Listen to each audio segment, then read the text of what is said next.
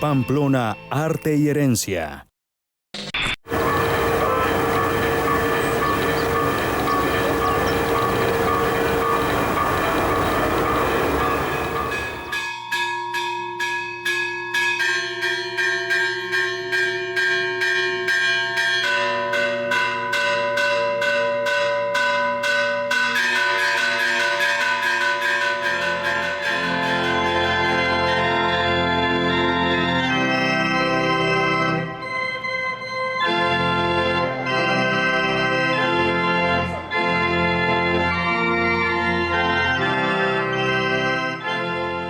Los sonidos que ilustran en el imaginario del ciudadano cuentan historias sin palabras de la ciudad histórica, cultural y religiosa, la testigo de cambios políticos y sociales, cómplice libertaria, un baluarte de Colombia de antes y la de ahora.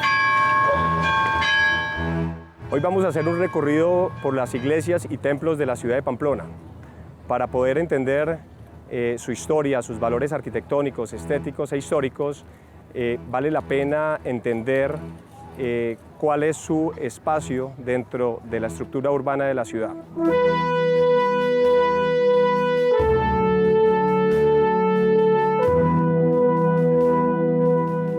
Cuando llegaron los españoles y hicieron el trazado de la ciudad de Pamplona, ubicaron sobre el marco de la plaza central sus instituciones más importantes. La iglesia, la religión a través de, digamos, la iglesia, el cabildo, desde donde se organizaba la ciudad, y también se ubicaban las casas de los encomenderos, de las personas que llegaron dentro de la conquista. El establecimiento cultural, la identidad local y la fe se reunían emergiendo de la tierra y extendiéndose hasta lo que ahora es la ciudad. El origen de la ciudad de Pamplona, desde su trazado urbano, nace en esta plaza en el año de 1549, cuando Pedro de Ursúa y Ortún Velasco de Velasco llegaron a este valle que bautizaron Valle del Espíritu Santo. Una de las primeras acciones de establecimiento era empezar a hacer el trazado de la ciudad.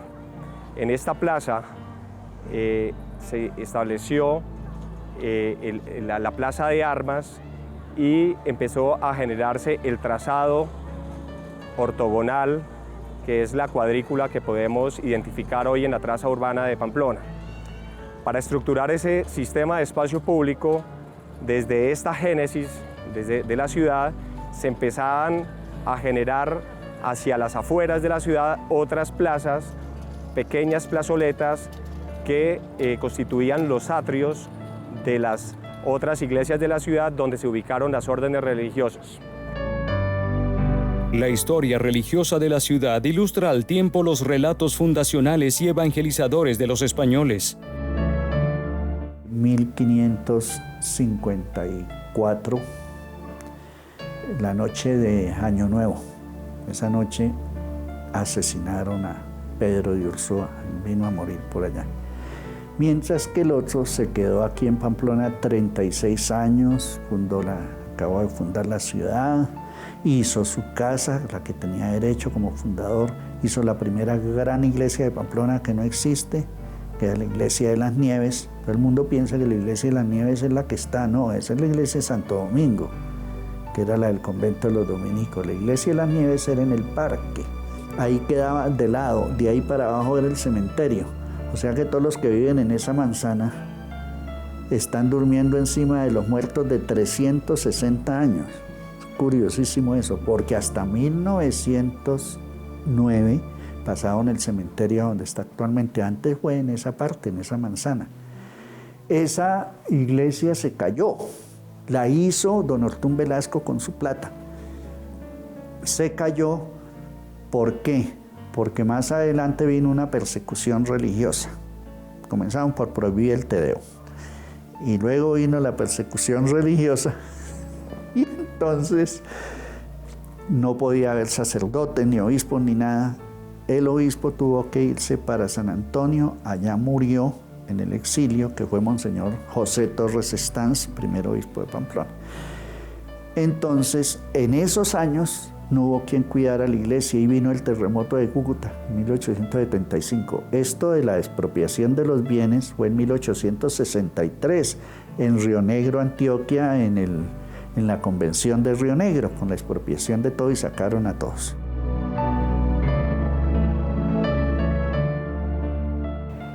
Luego de la fundación de la ciudad, don Ortún Velasco o Velázquez de Velasco se estableció en esta manzana donde se encuentra ubicada la Catedral de Santa Clara.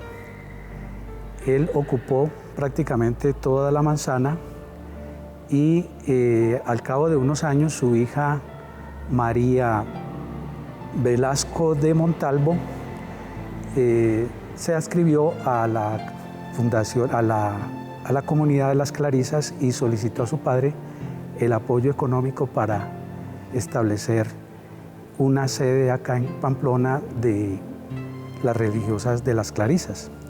Y efectivamente se dio una parte del predio de la Gran Manzana y aquí entonces se comenzó a construir en 1589, se empezaron a construir lo que fue el convento y la iglesia de del mismo convento.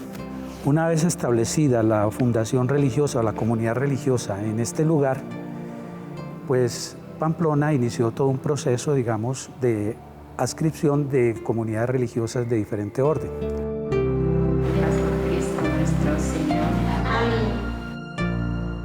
La catedral funcionaba en la carrera sexta, entre la esquina de la calle Cuarta y el Banco de Bogotá. Ahí funcionaba la primera iglesia mayor de Pamplona, que fue destruida en el siglo XVII con un enorme terremoto. Como cayó esa iglesia, provisionalmente se llevaron sus reliquias y ornamentos y la celebración de la misa se llevaron provisionalmente, como digo, a la iglesia de Santa Clara, o sea, la capilla del convento de las Madres Clarisas.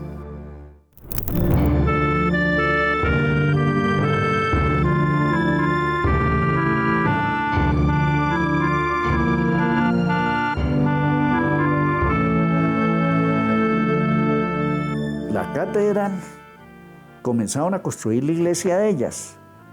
¿A partir de qué año? De 1586. Después de que comenzaron a construir el templo, vino un terremoto a principios de 1626. Volvieron a reconstruir lo que tenían. Entonces ya pensaron en hacer el retablo de la catedral.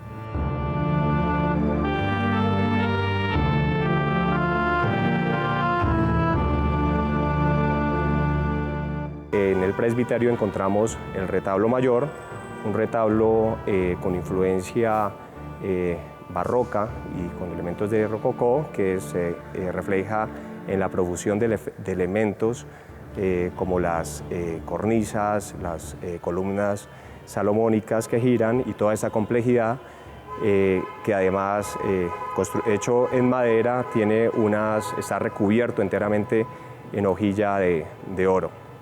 Otro de los elementos de gran valor son las artesas que rematan la cubierta del presbiterio, que tienen unas valiosas pinturas murales hechas al temple, es decir, en una policromía en colores, y que en su clave tiene una piña, que es un elemento americano, donde se puede ver el sincretismo de los elementos que trajeron los españoles y elementos de aquí de América. Esa piña es muy representativa y es única en Colombia, por lo cual los pamploneses le damos mucho valor. Las características de la construcción de los lugares de oración durante el periodo fundacional tienen que ver con elementos que aún se mantienen e identifican este tipo de arquitectura. La iglesia Catedral de Santa Clara presenta una cruz latina que era formalmente la que tenían todas las iglesias y basílicas cristianas construidas desde el inicio de la era romana. Básicamente la cruz latina es la intersección entre la nave principal, que tenía mayor altura, y una nave transversal que se llama transepto, donde en esa intersección encontramos el presbiterio, que es la zona donde nos encontramos y desde donde se preside la misa. Esa división estaba generada por un arco toral construido enteramente en piedra y donde tenemos hermosos detalles ornamentales como ángeles y cornisas tallados en esta piedra. El presbiterio, por bulas papales, tenía una mayor elevación para poner en una mayor jerarquía a la persona que presidía la misa. Otro elemento importante y de gran valor de la iglesia es el retablo mayor, que se encuentra justo detrás mío, que es un retablo tallado en piedra y que fue realizado en dos periodos, en dos momentos diferentes.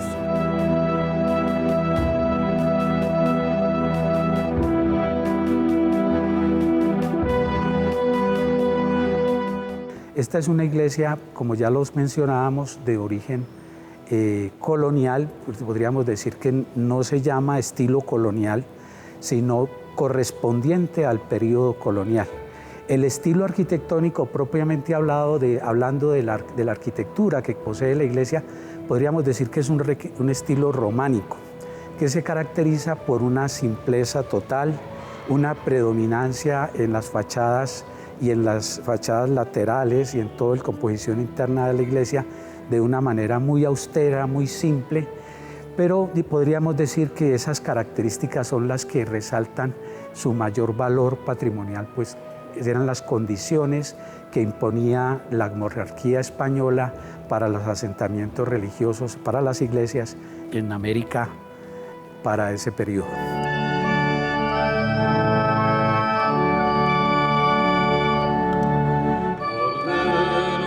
El órgano tubular de la Catedral Santa Clara, que desde su llegada permanece oculto tras los telones de las ceremonias eucarísticas que aquí se celebran, es un elemento casi inherente al templo central de la ciudad, un rasgo que complementa la majestuosa obra colonial. Nos encontramos en el coro de la Santa Iglesia Catedral de Pamplona, ante este magnífico órgano tubular que se encuentra aquí desde el 8 de julio de 1923. Fue mandado a hacer con motivo de los 25 años de ordenación sacerdotal del obispo de aquel entonces, Rafael Afanador y Cadena. Es de la ciudad de Milán, de la fábrica Balbini, aproximadamente unos 1000 tubos. En esa época costó 7.000 pesos, que al tiempo de hoy pues es muchísimo dinero, porque estamos hablando de 1920, 1923, que fue cuando lo trajeron. La traída también pues es pensando que llegó en barco, que fue por el lago de Maracaibo, y del lago de Maracaibo llegó aquí.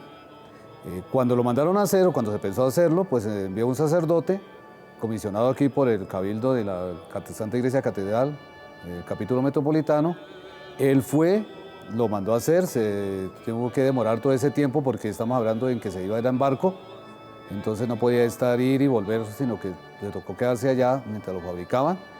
Cuando ya estuvo, lo armaron en la casa al Balbini y lo pusieron a funcionar para que vieran que sí estaba bien, y lo empacaron nuevamente y lo mandaron para acá, para Pamplona. Naturalmente, cuando se estrenó, pues estamos hablando de que no había luz, que no había ruidos y que el órgano se funcionaba, se hacía los fuelles que tiene de aire con un sistema hidráulico que hacía que subiera en los fuelles y se mantuviera el aire estable para funcionar. Entonces, naturalmente que la impresión que dio de hacer aquí en la catedral o a nivel de la ciudad, pues fue muy bueno y fue el sonido de un órgano tubular. En el oriente colombiano, correspondiente a norte, Santander, no hay más órganos sino este.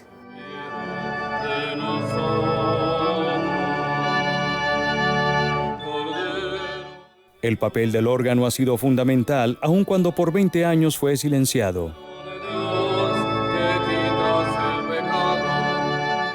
Después de que se restauró la catedral, duró abandonado el órgano como por ahí casi 20 años, cuando ya se pudo volver a resucitar y poder a colocar aquí y ponerlo a funcionar. Yo llevo ya como unos 20 años aquí, pues acompañando las eucaristías que puedo, y he tenido la colaboración siempre del rector de la catedral para poderlo hacer.